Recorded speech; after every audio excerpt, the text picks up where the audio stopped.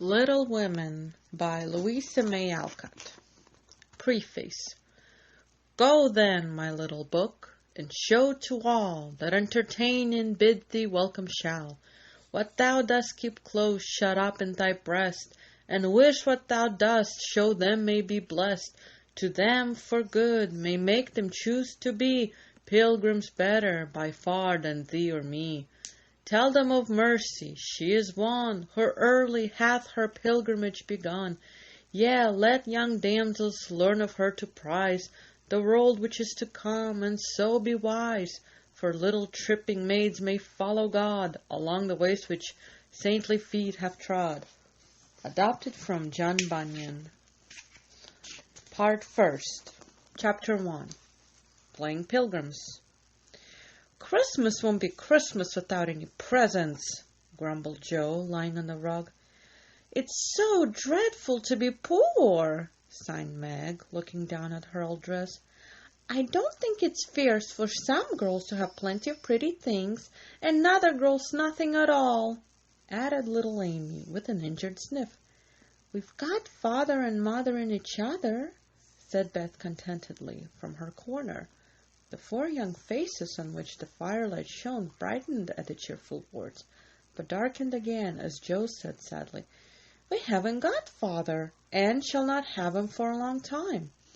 She didn't say, "Perhaps never," but each silently added it, thinking of father far away where the fighting was. Nobody spoke for a minute.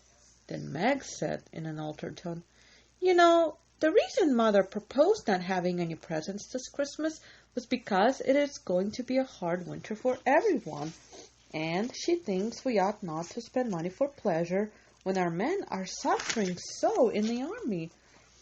We can't do much, but we can make our little sacrifices and not to do it gladly. But I'm afraid I don't." And Meg shook her head as she thought regretfully of all the pretty things she wanted. "But I don't think the little we should spend would do any good. We've each got $1, and the army wouldn't be much help by our giving that. I agree not to expect anything from Mother or you, but I do want to buy Undine and Sintram for myself. I've wanted it so long," said Joe, who was a bookworm. "I have planned to spend mine in new music," said Beth with a little sigh, which no one heard but the hearth-brush and kettle-holder. "I shall get a nice box of Faber's drawing pencils. I really need them," said Amy decidedly. "Mother didn't say anything about our money, and she won't wish us to give up everything. Let's each buy what we want and have a little fun. I'm sure we work hard enough to earn it," cried Joe, examining the heels of her shoes in a gentlemanly manner. "I know I do, teaching those tiresome children nearly all day when I'm longing to enjoy myself at home," began Meg, in a complaining tone again. "You don't have half such a hard time as I do," said Joe. "How would you like to be shut up for hours with a nervous, fussy old lady who keeps you trotting, is never satisfied, and worries you till you're ready to fly out of the window or cry?" "It's naughty to fret, but I do think washing dishes and keeping things tidy is the worst work in the world. It makes me cross, and my hands get so stiff I can't practice well at all." And Beth looked at her rough hands with a sign that anyone could hear that time. "I don't believe any of you suffer as I do," cried Amy, "for you don't have to go to school with impertinent girls who plague you if you don't know your lessons, and laugh at your dresses, and label your father if he isn't rich, and insult you when your nose isn't nice." "If you mean libel, I'd say so, and I'd talk about labels, as if Papa was a pickle bottle," advised Joe, laughing. "I know what I mean, and you needn't be satirical about it. It's proper to use good words and improve our vocabulary," returned Amy with dignity. "Don't peck at one another, children. Don't you wish we had the money Papa lost when we were little, Joe? Dear me, how happy and good we'd be if we had no worries," said Meg, who could remember better times. You said the other day you thought we were a deal happier than the King children, for they were fighting and fretting all the time in spite of their money. So I did, Bev. Well, I think we are, for although we do have to work, we make fun for ourselves and are a pretty jolly set, as Joe would say. Joe, don't use such slang words, observed Amy, with a reproving look at the long figure stretched on the rug. Joe immediately sat up, put her hands in her pockets, and began to whistle. Don't, Joe, it's so boyish. That's why I do it. Oh, I detest rude, unladylike girls. I hate affected niminy-piminy chits. Birds in the little nest agree, sang Beth the peacemaker, with such a funny face that both sharp voices softened to a laugh, and that pecking ended for the time. Really, girls, you are both to be blamed, said Meg, beginning to lecture in her elderly sister fashion. You are old enough to leave off boyish tricks and to behave better, Josephine. It didn't matter so much when you were a little girl, but now you are so tall and turn up your hair, you should remember that you are a young lady.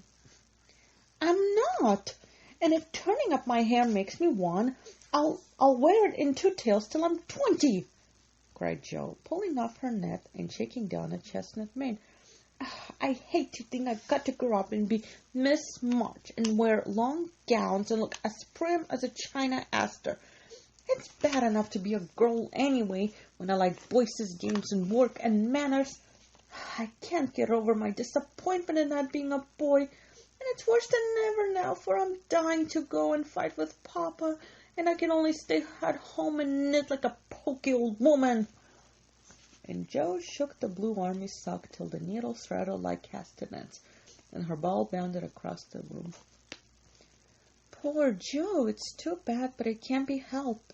So you must try to be contented with making your name boyish and playing brother to us girls, said Beth, stroking the rough head at her knee with a hand that all the dishwashing and dusting in the roll could not make ungentle in its touch. As for you, Amy, continued Meg, you are altogether too particular and prim. Your airs are funny now, but you'll grow up an affected little goose if you don't take care.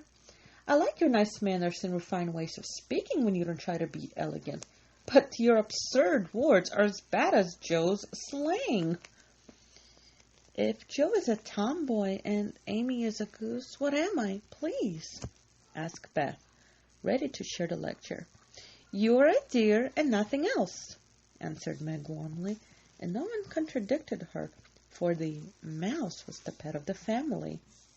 As young readers like to know how people look, we will take this moment to give them a little sketch of the 4 sisters who sat knitting away in the twilight, while the December snow fell quietly without, and the fire crackled cheerfully within. It was a comfortable old room, though the carpet was faded and the furniture very plain, for a good picture or two hung on the walls. Books filled the recesses, chrysanthemums and Christmas roses bloomed in the windows, and a pleasant atmosphere of home peace pervaded it. Margaret, the eldest of the 4, was 16, and very pretty, being plump and fair, with large eyes, plenty of soft brown hair, a sweet mouth, and white hands, of which she was rather vain. 15-year-old Joe was very tall, thin, and brown, and reminded one of a colt, for she never seemed to know what to do with her long limbs, which were very much in her way.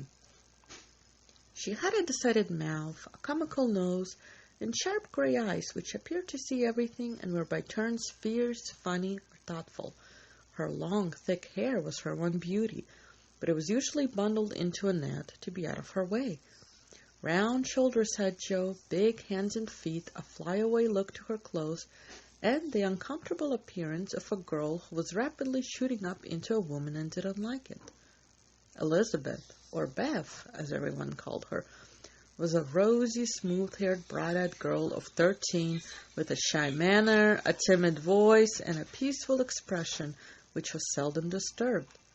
Her father called her Little Tranquillity, and the name suited her excellently, for she seemed to live in a happy world of her own, only venturing out to meet the few whom she trusted and loved. Amy, though the youngest, was the most important person, in her own opinion at least. A regular snow maiden with blue eyes and yellow hair curling on her shoulders, pale and slender, and always carrying herself like a young lady mindful of her manners. What the characters of the four sisters were, we will leave to be found out. The clock struck 6, and having swept up the hearth, Beth put a pair of slippers down to warm. Somehow the sight of the old shoes had a good effect upon the girls, for Mother was coming, and everyone brightened to welcome her. Meg stopped lecturing and lighted the lamp.